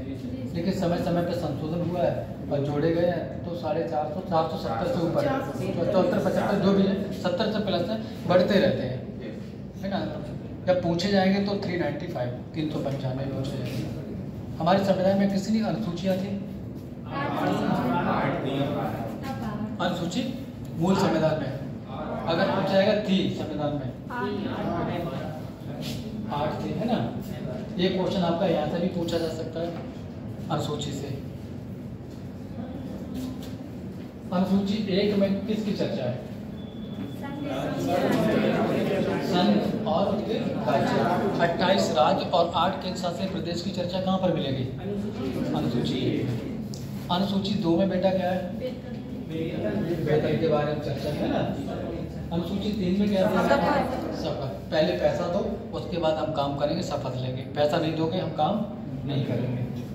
चौथे में सीटों का बंटवारा। कहाँ सीट? किसके लिए सीट? राज्यसभा की। अगर हम यूपी की बात करेंगे तो राज्यसभा में कितनी सीटें हैं? उत्तर प्रदेश में 31 सीटें हैं। अगर पूरे भारत में देखेंगे तो पूरे भारत में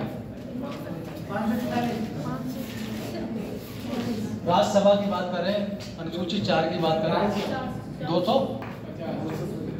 मैक्सिमम 250, लेकिन वर्तमान कितनी है? 245 सीटें हैं। लोकसभा की उत्तर प्रदेश में कितनी सीटें हैं? लोकसभा की नहीं, राज्यसभा की 31 है, 80 है सर, 80 सीटें। 80 है।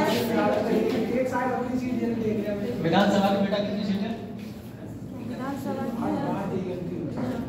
विधानसभा की 403 है। 403। विधान परिषद की 100 सीटें। कितने ऐसे राज्य हैं जहाँ पर विधान परिषद है? 6 राज्य। कौन कौन से हैं? आंध्र प्रदेश, बिहार, उत्तर प्रदेश, कर्नाटक। आप लोग 6 राज्यों को तैयार करना। क्वेश्चन आपको यहीं से पूछा जाएगा।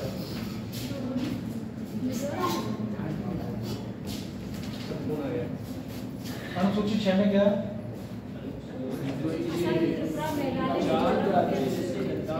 अनुसूची 6 में बेटा क्या है? 4 राज्य कौन कौन थे? असम, मेघालय, त्रिपुरा और मिजोरम, है ना? जनजाति क्षेत्र उनके प्रशासन की बात की गई है। 5 में क्या है? SC और ST के शासन की बात की गई है। और अनुसूची 7 में क्या है? केंद्र और राज्य के संबंध है ना? सूचियों के बराबर कहाँ पर है? अनुसूची 7। अनुसूची 8 में क्या दिया गया? राजभाषा, है ना? जो 22 भाषाओं की चर्चा कहाँ पर? अनुसूची 8। हमारा जब मूल संविधान था उस समय 8 अनुसूचियाँ दी गई थी, लेकिन बाद में जो 4 अनुसूचियाँ जोड़ी गई है ना, नवी अनुसूची संविधान का पहला संविधान संशोधन था, जिसको हम भूमि सुधार कहते हैं, वो नवी अनुसूची में जोड़ा गया था। उसके बाद दल बदल अधिनियम, है ना, 52वां संविधान संशोधन 1985 को जोड़ा गया। 11वीं अनुसूची में पंचायत, है ना, तो 11वीं अनुसूची में जोड़ी है बेटा। ग्राम पंचायत के कितने विषय हैं? 29 विषय हैं। इसको संवैधानिक दर्जा किस संविधान संशोधन के द्वारा दिया गया? अनुसूची 12 में क्या जोड़ा गया? नगर पालिका। और संविधान संशोधन को संवैधानिक दर्जा किस संशोधन के द्वारा दिया गया? अगर विषय की बात करेंगे तो कितने विषय हैं? वेरी गुड, है ना? विषय पूछना, सीधे सीधे क्वेश्चन पूछे जाएंगे। केंद्र राज्य के बीच में और संघ सूची में कितने विषय हैं? 100 विषय, है ना? मूल संविधान में कितने थे? 97। राज्य सूची के विषय में 61, लेकिन मूल में कितने थे? 66। राज्य संवर्धित सूची में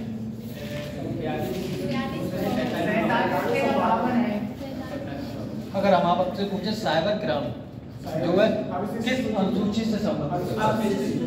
साइबर क्राइम आई अनुसूची सूची है ना, इससे संबंधित। अगर हम आपसे पूछे पुलिस किस सूची के अंतर्गत आता है? अगर शिक्षा पूछे तो केंद्र की। वन किसके अंतर्गत आते हैं? संवर्धित सूची के अंतर्गत। वन पर केंद्र और राज्य दोनों कानून बनाते हैं। अगर जेल कारागार किसके अंतर्गत आता है? राज्य के। वेरी गुड, है ना? पंचायत किसके अंतर्गत आती है? अगर रेलवे पूछे तो विदेश नीति किसके अंतर्गत आती है? केंद्र के। डाक सेवा ये सब बड़ी बड़ी है केंद्र की आती है।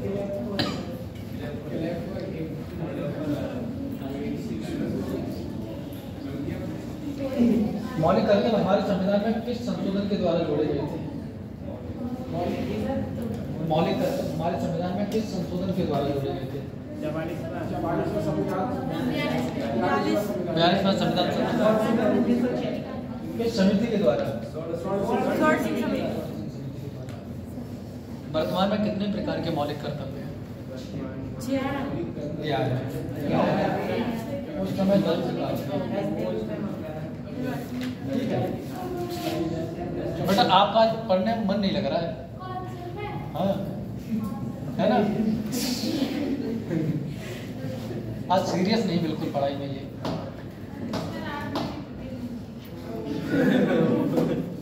कोई बहाना नहीं तो तबीयत का बहाना बता दो, है ना? डेली आप सीरियस रहते हैं तो फिर उसके अकॉर्डिंग ऐसा लग रहा है कि आप नहीं। बेटा आपकी पहली क्लास है क्या? समझ में आ रहा थोड़ा बहुत?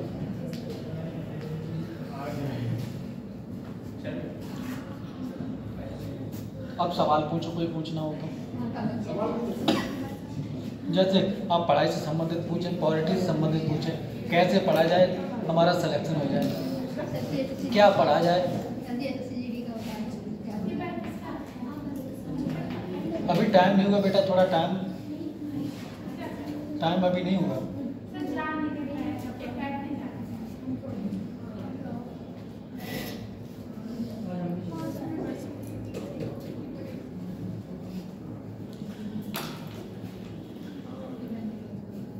आप लोग घर पे 5-6 घंटे तो पढ़ाई किया करें, क्यों नहीं कर पाते? टाइम नहीं है आपके पास। सच बताना, आपके पास 24 घंटे का टाइम होता है ना? रात दिन 24 घंटे के होते हैं, सोते कितने घंटे? 12 घंटे कौन सोता है इसमें? 12 घंटे से सर 8 घंटे भी आ जाता है। मैक्सिमम हम मानते हैं 8 घंटे आपने सो लिए।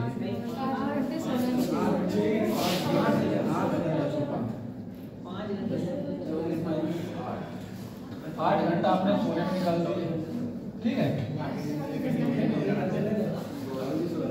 और 16 घंटा बचा। कितना घंटा बचा? 16 घंटा बचा। मोबाइल कितने घंटे चलाते हैं मैक्सिमम?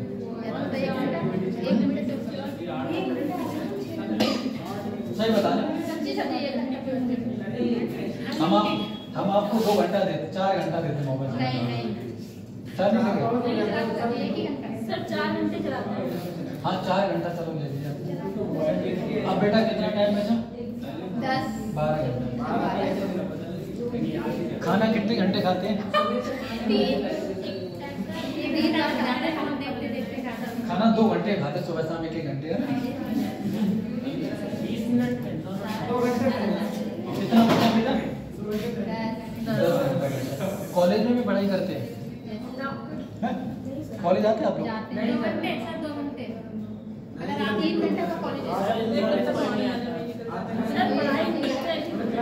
सर 1 घंटा तो आने जाने में ही चला जाता है। मान लो कोचिंग आते हैं, 3 घंटे की क्लास होती है आपकी, है ना?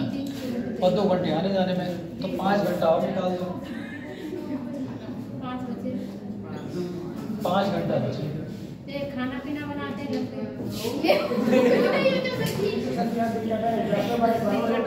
अब 2 घंटा निकालते थे बेटा खाना पीना बनाने में, तो 2 घंटा और निकाल दो।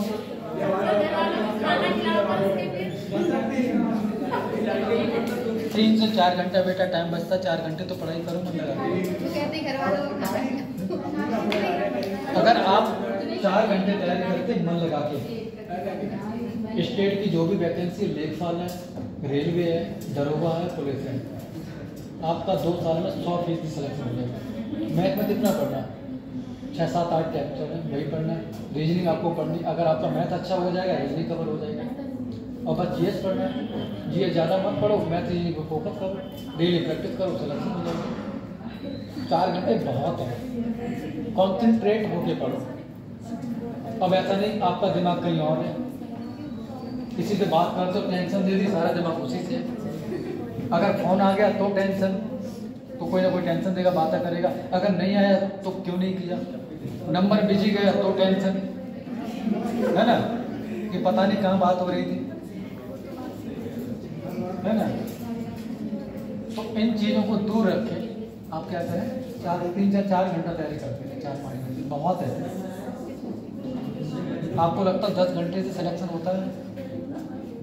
आप करो, हम ये नहीं कहते कि आप 4 ही घंटे करो, मन लगा के 4 घंटे करते रहो, 2 साल में आराम से निकल जाएगा। लेकिन डेली करो, और जितना टाइम आपके पास जरूरी नहीं 4 घंटे हम करें, जो भी टाइम मिले आप पढ़ाई में दें। मोबाइल पकड़े, मोबाइल भी एक बहुत अच्छा प्लेटफॉर्म है पढ़ने के लिए। आप विकिपीडिया पे जाएं, सारी चीज़ें निकल के आ जाएंगी, आप पढ़ते रहें।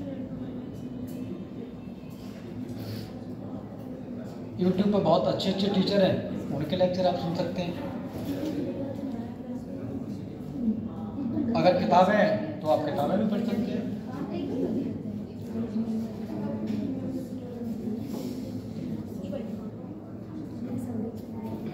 और किसी तरह का कोई सवाल आपका?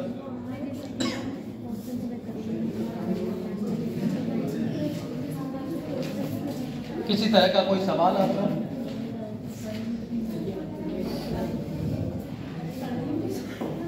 क्यों बेटा, किसी तरह का कोई सवाल आप लोगों का?